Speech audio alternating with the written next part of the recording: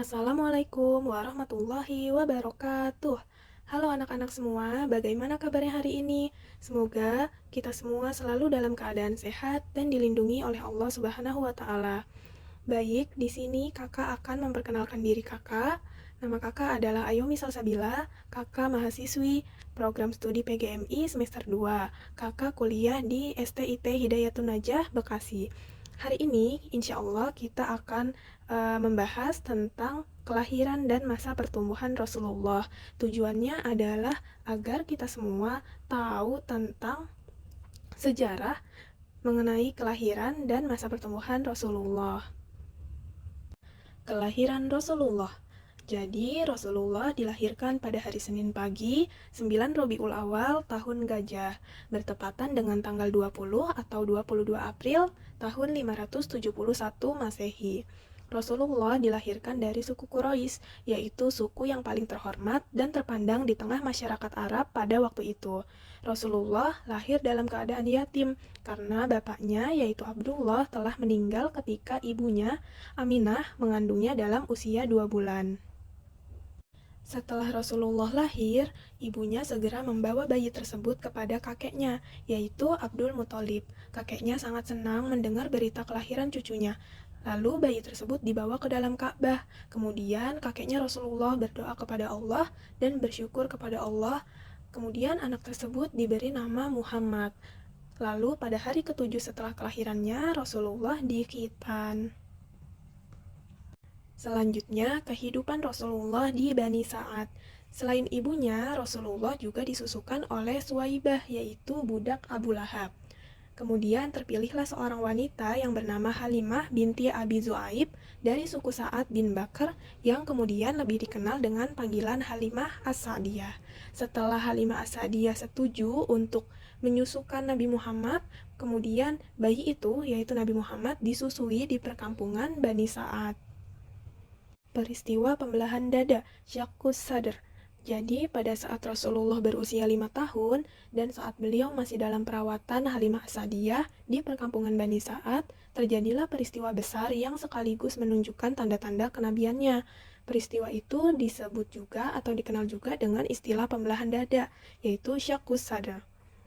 Jadi, suatu hari, ketika Rasulullah bermain bersama teman-temannya, tiba-tiba datang malaikat Jibril menghampiri dan menyergapnya.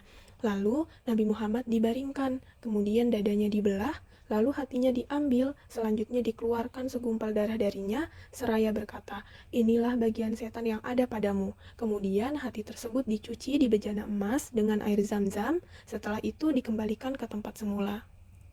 Sementara itu, teman-teman yang bermain bersama Rasulullah melaporkan kejadian tersebut kepada Halimah seraya berkata, "Muhammad dibunuh, Muhammad dibunuh." Maka mereka bergegas menghampiri tempat Rasulullah semula. Di sana mereka menemui Rasulullah sudah dalam keadaan pucat pasi. Setelah kejadian itu, Halimah As-Sa'diyah sangat khawatir terhadap keselamatan Muhammad kecil. Akhirnya, tidak lama setelah itu, Halimah As-Sa'diyah memutuskan untuk memulangkannya kepada ibunya di kota Mekkah. Setelah tinggal bersama ibunya, pada usia 6 tahun, sang ibu mengajak Nabi Muhammad berziarah ke makam suaminya, yaitu ayahnya Rasulullah di Yasrib. Kemudian mereka berangkat keluar dari kota Mekah menempuh perjalanan sepanjang 500 km ditemani oleh Ummu Aiman. Kemudian sesampainya di tempat tujuan, mereka menetap selama 1 bulan. Setelah itu, mereka kembali pulang ke Mekah. Namun, di tengah perjalanan, ibunya menderita sakit dan akhirnya meninggal di perkampungan Abwa yang terletak antara kota Mekah dan kota Madinah. Kemudian, setelah ibunya Nabi Muhammad meninggal, Nabi Muhammad diasuh oleh kakeknya, yaitu Abdul Muthalib. Nah, kakeknya ini merasa sangat iba atau sangat kasihan terhadap cucunya yang sudah menjadi yatim piatu di usianya yang masih dini. Maka dibawalah sang cucu ke rumahnya, diasuh dan dikasihinya melebihi anak-anaknya sendiri. Tapi, lagi-lagi kasih sayang sang kakek tidak berlangsung lama dirasakan oleh Muhammad kecil, karena saat Rasulullah berusia 8 tahun, kakeknya meninggal di Mekkah. Namun sebelum wafat, dia sempat berpesan agar cucunya tersebut dirawat oleh paman dari pihak bapaknya, yaitu Abu Thalib. Kemudian, setelah kakeknya meninggal, Rasulullah berada dalam asuhan pamannya yang juga sangat mencintainya. Abu Thalib merawatnya bersama anak-anaknya yang lain, bahkan lebih disayangi dan dimuliakan. Begitu seterusnya, Abu Thalib selalu berada di sisi Rasulullah, merawatnya, melindunginya, dan membelanya, bahkan hingga beliau telah diangkat menjadi Rasul. Hal tersebut berlangsung tidak kurang selama 40 tahun. Demikianlah sejarah singkat mengenai kelahiran dan masa pertumbuhan Rasulullah. Semoga ilmu yang sudah disampaikan dapat bermanfaat dan dapat dipahami oleh kalian semua. Syukron, jazakumullahu khairan sudah menyimak videonya sampai habis. Wassalamualaikum warahmatullahi wabarakatuh.